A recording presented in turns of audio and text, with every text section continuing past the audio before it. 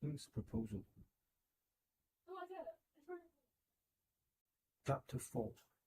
King's Proposal, Chapter 4. Secret Rendezvous.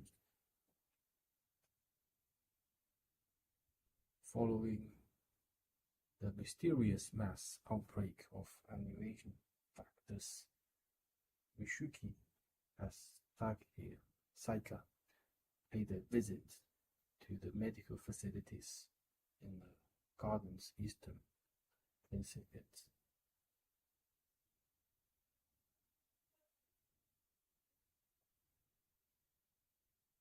precinct. The garden's medical building was a large 5-storied building, though in truth it wasn't much different than a major hospital. Students who had been in training hall during the attack now gathered on the first floor.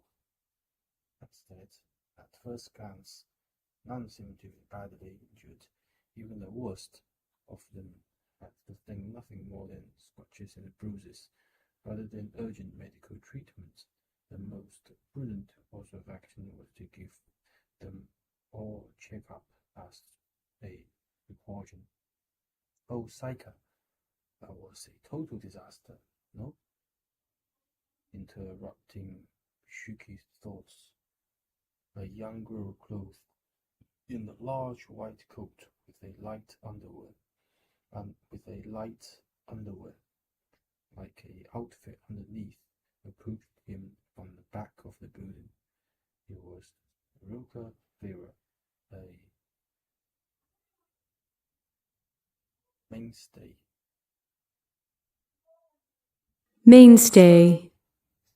of the garden's nights. Incidentally, Mishuki remembered hearing that her usual role was overseeing the garden's medical department. Ah, Iruka.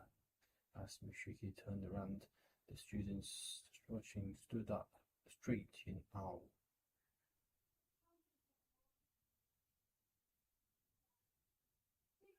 mainstay Iruka. Irulka, Iruka, no doubt noticing their highlighted attention, waved the sleeves of her lab coat flapping delicately. All right, she said. Don't overdo it if you're injured. She glanced around, stroking her chin. Looks like we have a lot of patients. Which of you should we start with, I wonder? With that, she put her fingers together to make a special sign, and 2 red tattoo-like patterns appeared on her skin. Second substantiation. Substantiation. Second substantiation. Porcu, Porcu. No sooner did Irulka, Iroka murmur those words, then several creatures appeared around her, wolves complete with glowing fur, and embattled with patterns similar to Iroka's crest. Irulka, There must have been more than a dozen of them in total. They wasted no time in responding to the sonorous gesture instructions and approaching the students gathered in the corner of the room. Sniffing the targets over, they began to lick the scratches and grazes that covered with the students' bodies. What? Blah, ha ha ha. More than a few of the students contorted themselves in laughter at this tickling form of treatment. Keep quiet for a moment, Iroka cautioned the wolf.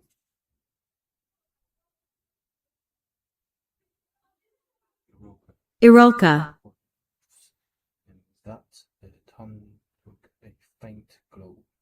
The wound that they were seeing is slowly fading away.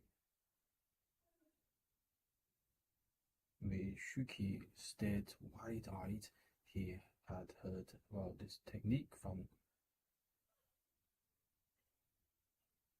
Kuro, Kuro, but even with that knowledge, he couldn't contain his amazement witnessing it with his own eyes.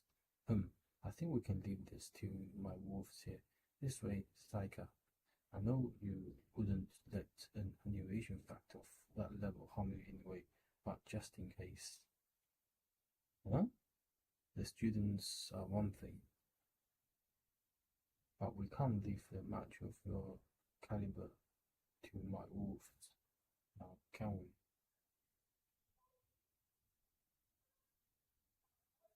Caliber,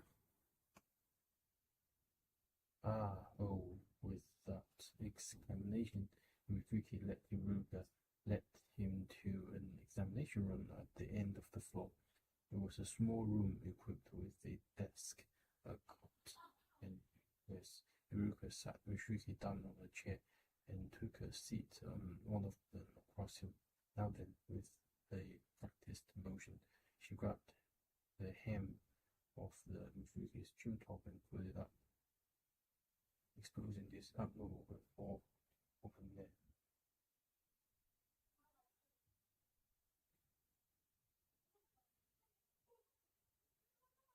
He was about to do his best to act as Saki would, but he wouldn't stop, his eyes front opening wide in surprise of a sudden action. Ruko broke into puzzlement from. For a moment, Mishuki was crackled by the fear that he had failed to properly maintain character, but he soon realized that he was mistaken. Rather, Iruka's gaze was fixed on his, or strictly speaking, Saika's voluptuous, voluptuous breasts, poking out now that she had lifted his gym top. What are you? Why aren't you wearing a bra? Mishiki let out a soft gasp. He was wearing proper women's sportswear. But that wasn't because he had changed clothes after transforming into Saika. As such, as he would have liked to keep his true identity hidden, he simply hadn't had time to change.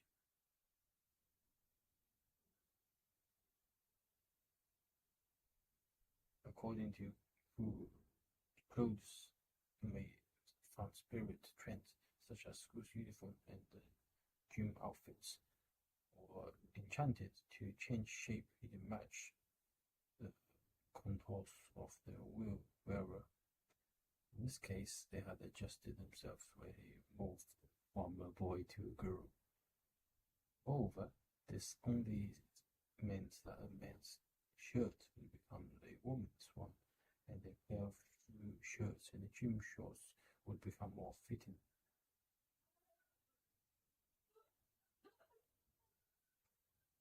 Doesn't mean new articles of clothing would appear where they hadn't been before. Yes, in short, Mishuki, having transformed into Saika without having had time to prepare, was presently in a state of being braless. No, about that. His eyes flamed around in circles as he tried to figure out an explanation that might be fitting Saika's personality. Though no matter how hard he thought, all he could come up for sloppy excuses, careless reasons, or perverse oversights. Not even one of them seemed plausible coming from Saika. perverse, He was at a complete loss when Europe's lips twisted in grin. Well, they are a hazard, and I understand. If not for that rule, I wouldn't be wearing anything under my laptop either. verb, Mishuki felt as if he had just been subject to an uncomfortable misunderstanding, but he found the fault he pressed now, so he offered only a vague smile. It wasn't long before the smile gave way to startlement all over again. Reason being, Ruka was sniffing his belly. Oh, before he knew it, he had let out a high-pitched squeal, then pulling away. Ruka started stepping over. What was this strange voice just now? Ruka, who are you? Odd, a medical examination, of course. Sweat tells me a lot more than just wounds, Ruka said, fixing him with a strange look. Saika, are you feeling well? No? Well, why do you ask? We just tasted a different than you. Rikiki had him to skip a beat. Had Iruka realized he wasn't, in fact, inviting Saika. Let me try again. Hold on with a smack on her lips. Very good. Once more to stick the head beneath Mishuki's top, leaving him to push her head away in panic. He had no desire to continue this medical examination, as he put it, and have his true identity reviewed, and more importantly, his heart was still racing fun when she had licked him. If he wasn't careful, he could end up his own body directly in front of her. What are you doing? Do behave yourself now. No, I'm okay, really, so. As two of them engaged in a quiet game of cat and mouse inside the cramped examination room, there came an unexpected knock on the door. I'm sorry to disturb you, Miss Ruka. Can I have a moment with your time? The next moment, a woman, a nurse, judging by her appearance, opened the door slightly. That's it. Ruka arched an eyebrow in suspicion before quickly rising to her feet. I'll be back in a moment. Stay right here, she said, pointing towards Mishuki as she left the room. After watching her step outside, Mishuki breathed a sigh of relief. I was a closed one. The next moment, his body left out a faint glow as he underwent another stage conversion, shifting back to Saika's body to Mishuki mode. Iruku really just been outside the nick of time. If not, that was years in region. It's not just Iruku's tongue revolved around his skin. Rove. Across his skin. Nonetheless, he still couldn't let down his guard.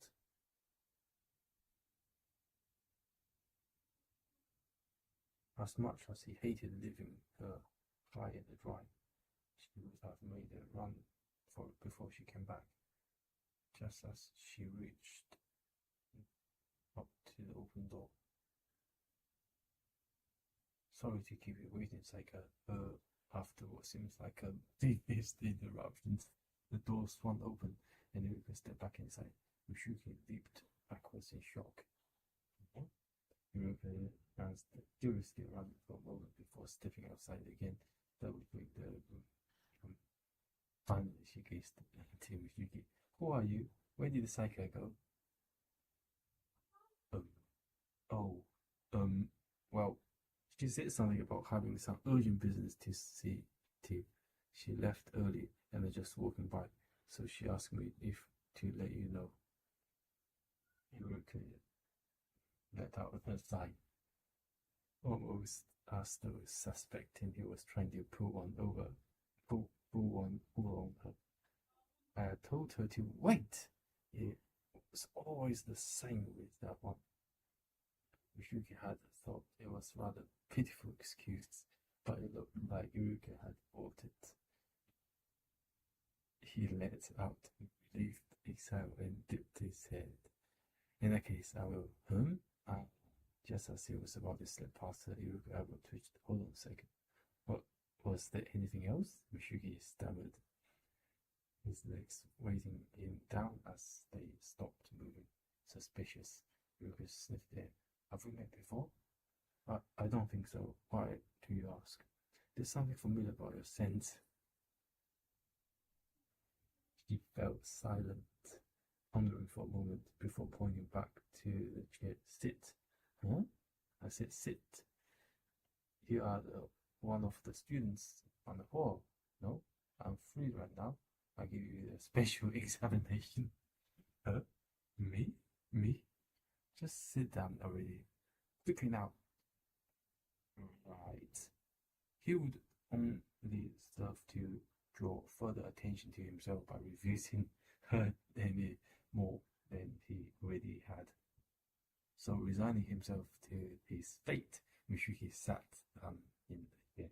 Then, with the slightest warmth rising in his cheeks, he began to roll up his fingers.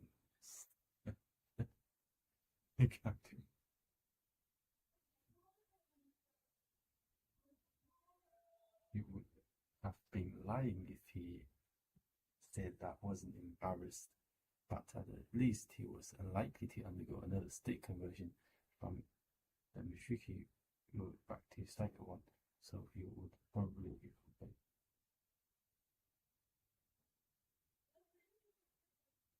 Having affirmed his resolve, he waited when Iruka stared back at him blankly. What are you doing? Huh? I thought you looked to your patient's stomach when you examined them.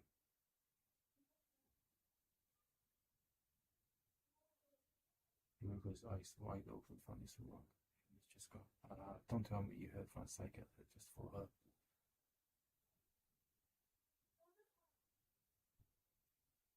As she gaffled. Guffaw.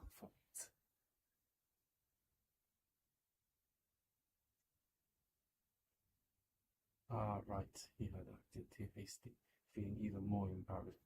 He reluctantly lowered his rolled up gym skirt. At that moment, Iruka grabbed him by the hand, and yet, even Saika did tell you, it takes a certain amount of courage to roll up your skirt like that and expose yourself to a stranger.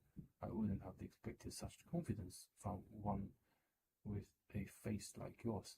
Very well, perhaps this is fate of a sort. Just for you, I give a special lick. Huh? Rishiki cried out, in a manner that didn't at all suit his petite frame and youthful appearance. Eureka gave him a little smile. Now then, where should we begin? Hold on. Resistance is fertile. She all but declared as she licked his abdomen. Mishiki let out a startled shriek. At the moment, Eureka's eye aroused shocked in suspicion. Huh? This taste.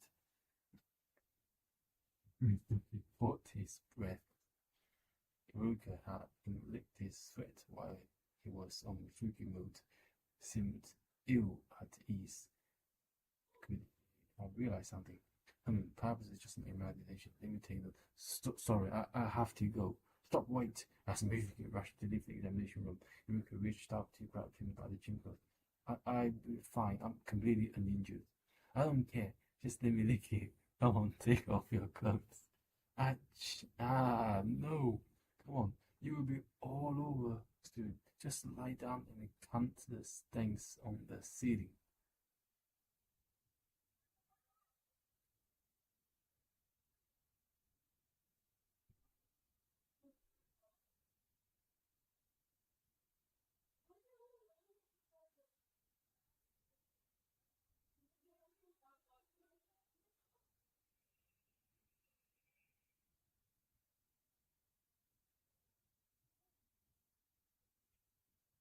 Once again, a fresh cat and mouse game. The new rough and a tumble had erupted in the examination room. Beyond the door, the other students in the waiting room could easily make out the pairs raised voices. Afterward, rumors that Knight Iruka Flora had been trying to get physical with the mine spread like a wildfire. But at this moment in time, Mishiki was in no state to worry about such things. I've been looking all over for you, Mishiki. Where on earth have you been? About 10 minutes after the attack in the examination room, Ru called out to Mishuki as he staggered down the corridors of the medical building. And what made you transform again in such a short period of time? And why do your gym code look so worn out? I take my eyes off you for a couple of minutes. Just what did you get up to? Something dirty, I even saw. Ruth stared at him, her eyes filled with disdain. Disdain. He said, "No, you got the wrong idea, Crew." After he explained the situation to her, who watched him through half-open eyes. "I see, Night Ruka," he said. "She hasn't learned her true identity, I hope." "No, it was a close call, but I don't think she caught on." Crew breathed a sigh of relief. That respite was short-lived, though. Her expression quickly turned grim. "Mishuki, we need to talk. There are too many people here. Please come with me." "Huh?" "Ah, okay." He followed her down the medical building corridor. Eventually, they arrived at the deserted area. Crew glanced around to make sure they are alone before speaking. "We will have to wait for the investigation department to report to know the details. But it appears that today's mass outbreak factor may have been man-made." "What?" Mishuki's eyes shoot open. "Are you saying that this dragon is attacking us as someone's order?" "I wouldn't go as far as to say someone's directly using it. However, it's possible the timing and the location of the animation factors were somehow manipulated, or that a great number of animation factors was transferred to a single location. But how?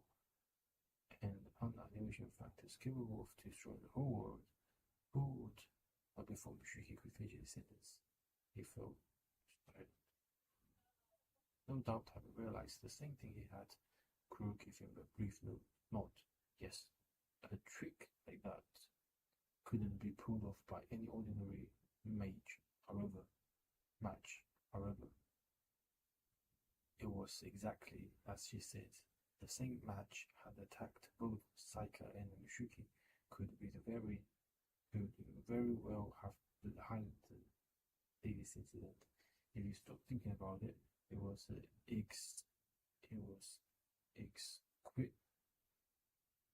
Exquisitely. put together. A swarm of animation factors, each of a level that they could be easily defeated individually. However, by the time they were all dealt with, there was a very real possibility that the student would be put in harm's way. "So, why are you saying this?" Mishuki began solemnly.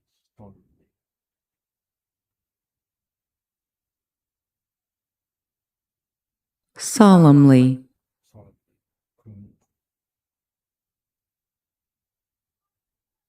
Kuro.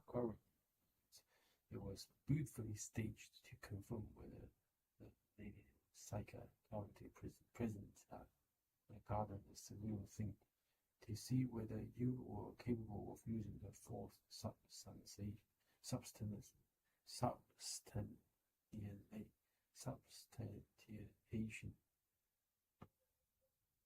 So, Mishuki fell silent, looking upset. Her eyes downcast, shook her head. "There is no need for you to feel responsible, Mishuki. If you hadn't acted, the students could have been injured. No doubt if Lady Saika was here, she would have done exactly the same thing. No, you should be proud. I think that you successfully pulled off a fourth substantiation in such a short notice." "I know, right?" "No, right? That was really Saika's body, huh? But it is strange when you talk honestly. It makes me think that you do care a little." Inside, as she watched him through the half-open eyes, Mishuki folded his arms and thought, "This is bad, isn't it?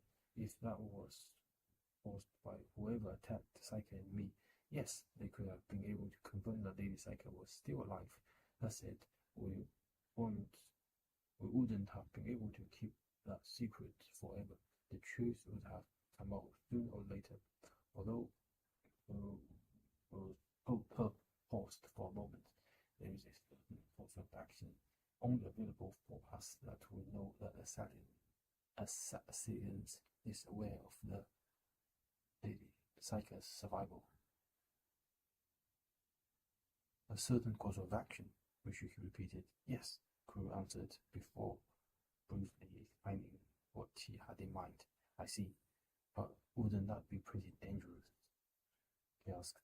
I won't deny it, but if we succeed, we should be able to fully identify your attacker or attackers. It is worth a try. With that, Crew and with the big hills, I will examine any lingering traces left behind in the training hall. You, Mishuki, should return to your classes in your present excited state. I doubt you will undergo another state conversion anytime soon. Brew, Mishuki called out, but she had already disappeared down the corridor without looking back. Left to himself, Mishuki stood there in stunned silence for a moment. After deciding that it would do him no good to remain away forever, he started towards the medical treatment area when Mitsuki, no sooner did he step out of the room.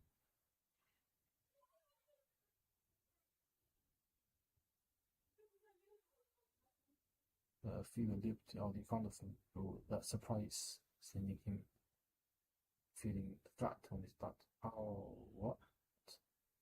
Mitsuki found a girl was sitting around him. Ruri breathed an audible sound of relief. Mitsuki, thank goodness you're okay.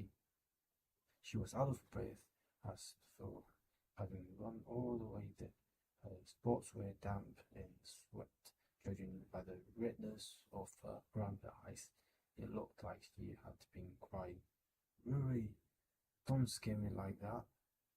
When I lost sight of you, She stopped there, no doubt realizing that she and Mishuki were attracting considerable attention from students and medical staff around them. Come over here for a minute, she said. Brusquely, Raising to her feet and hugging at his hands, she led him out of medical building, only releasing him once they had circled around to the back. I'm amazed he survived all that. I really thought he was dead, she said sullenly, folding her arms. Mishuki's eyes opened widely. No? You are acting different. You seem so worried. What are you talking about? I wasn't worried. Ruri played plump before her gaze sharpened. Anyway, do you get it now? How dangerous it is to be a match here in the garden. I don't know how you find out about this place, but you're just not up to it. So pack your bag and get out of here. Forget everything you've seen and go back. And go and live your life in peace, he ordered, pointing a finger right under his nose. It was a sensible suggestion. Mishuki found himself let him out and groaned. Oh, I'm sorry, Ruri. I know I'm not good enough. I can't leave. I've got my own reasons. She demanded, squinting back at him. Of course, he couldn't tell her the truth. Squint. So he gave her more pretext. Well, I'm kind of falling in love with someone. What? Ruri stared back at him blankly for a moment before. What? The scream was so loud you could probably heard up in heavens. What the heck? You mean there's someone here at the garden who you like? You decided to pick a match just to get close to them? Yeah, the details are a little different, but that's basically it.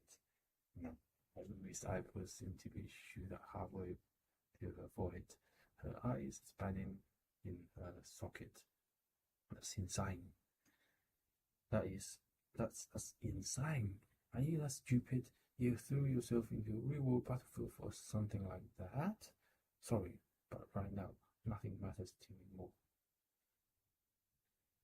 She bit her lips in frustration at the last remark, almost as though she wanted to say something more.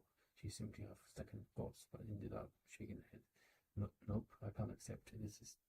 That's just so looking complicated. She seemed to ready to say more, but I remember something important. Mishuki interrupted her before she could continue. Right, Rui, there's something I need to ask you. What? What? She demanded in the physical form. I'm heading outside the garden on Saturday. If you are free, do you mind coming along? She stared back at him blankly for a while, as his brain finally registered the meaning of his words. His eyes rounded in shock. What's that supposed to mean all of a sudden? Why would I? No, it's no good. I really do need your help, though, Mishuki added. What? In like less than a second, her face turned bright red. Don't you tell me this person you're chasing after you don't mean mumbling something under her breath. She turned her body away from me. Really? I think about it. I'm thinking. She shouted as she wagged her finger under his thing before taking off the pathway at a run.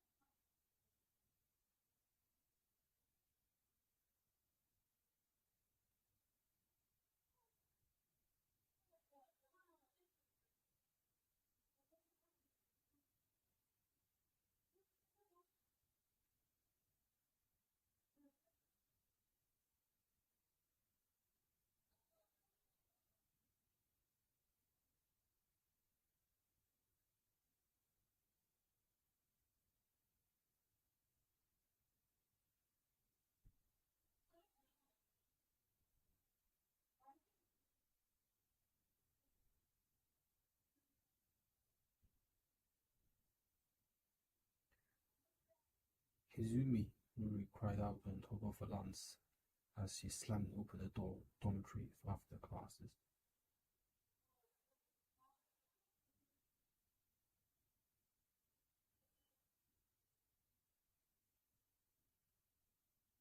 Hizumi, who had returned to the room ahead of her, glanced timidly over her shoulder.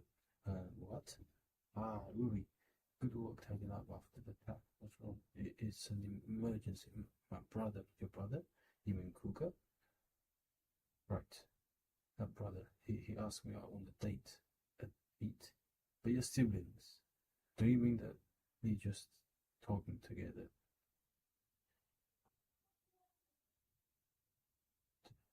No, he practically said it. I came to this garden because I love you.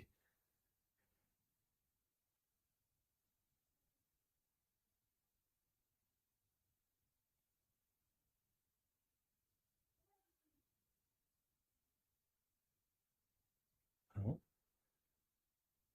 Him's and me. Hizumi. It claims with alarm.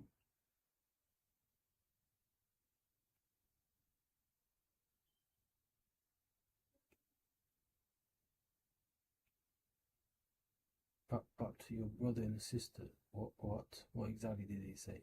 He looked me right in the eye and he said, I need you, Rui. And he had me cornered against the wall. I think, right.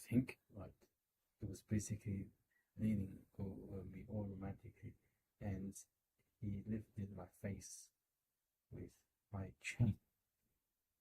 Bang.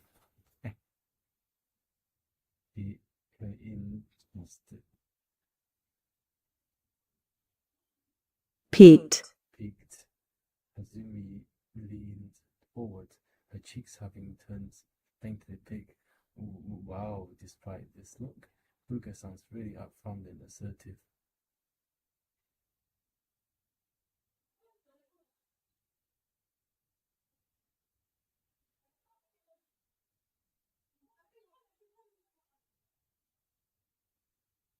What was I supposed to do? I've never been on a date before.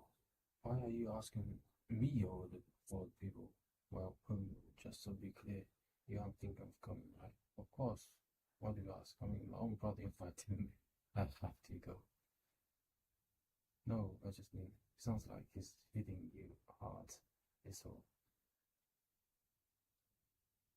I get that. It's complicated, but that's that. It's this. Fumi scratched nervously at her reddened cheek before asking, so when is it? Saturday? Saturday, a day of school then? Well, you can't wear your uniform. First of all, you will have to pick out something nice to wear, I suppose. That's it. Smart thinking, isn't it? You know your stuff. I wouldn't go that far. Something about Izumi's expression suggests that she totally agreed with her assessment, but really ignored her as she threw open the closet doors and began to shift carefully through the underwear. Pulled it up inside. The basics first. On top or on the bottom. To match. Maybe blue, like what I usually go with. Or maybe I should be a little more daring and try black. Or I could use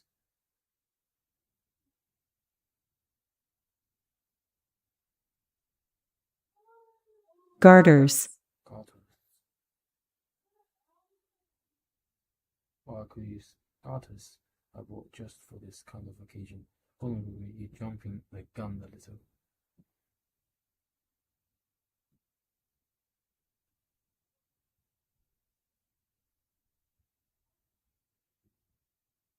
You are absolutely right. Thank you. I was so excited I got ahead of myself.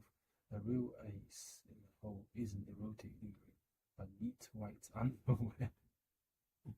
This isn't what I meant. You are always so cool and reserved, Izumi. I'm so grateful, You are always here for me, my good friend. Could you put yourself in the shoe of this good friend for a minute? Izumi said in all seriousness, her expression sullen. Why are you going for underwear all of a sudden? You don't. Why don't we start from the outside? Hold on. Is it really nice? Really fun? You might see them. Well, he's my brother, and it's not like he should have eyes on his own sister, but still.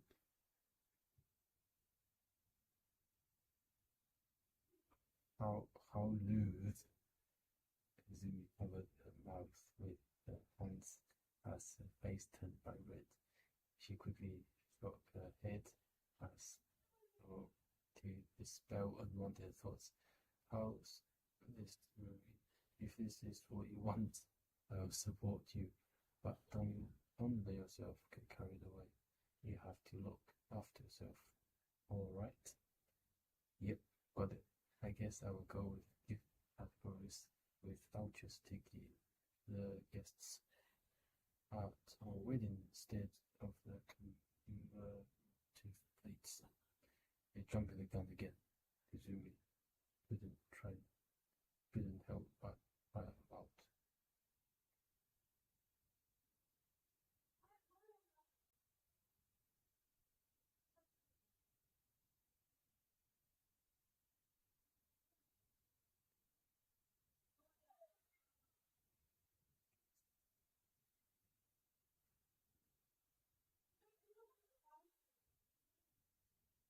That Saturday at 9:30 in the morning. Here we go. Night. Brewery. Dressed in her finest clothes, set out from the garden.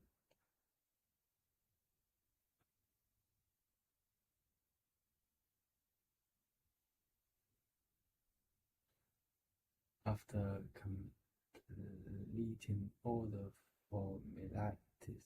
formalities to leave the ground. She passed the main gate, glancing over her shoulder. The huge school building's various ancillary facilities that she had just left behind a moment ago earlier had been transformed now into a regular everyday school.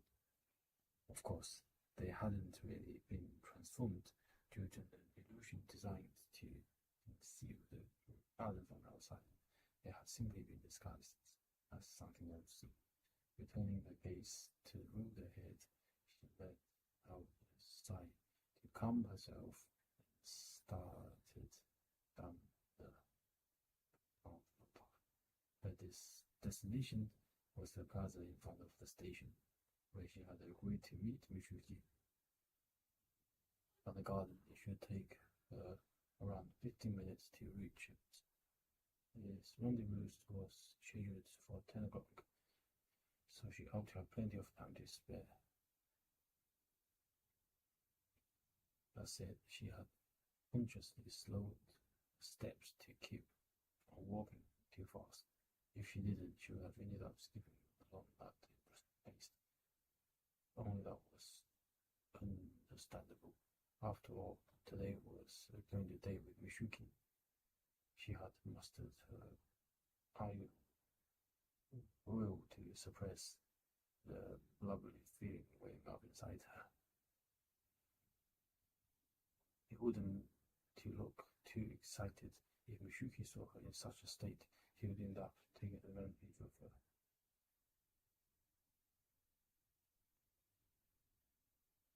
Exactly. That was this. While she might have his invitation to go out on a date, he was still committed to get him kicked out of the garden.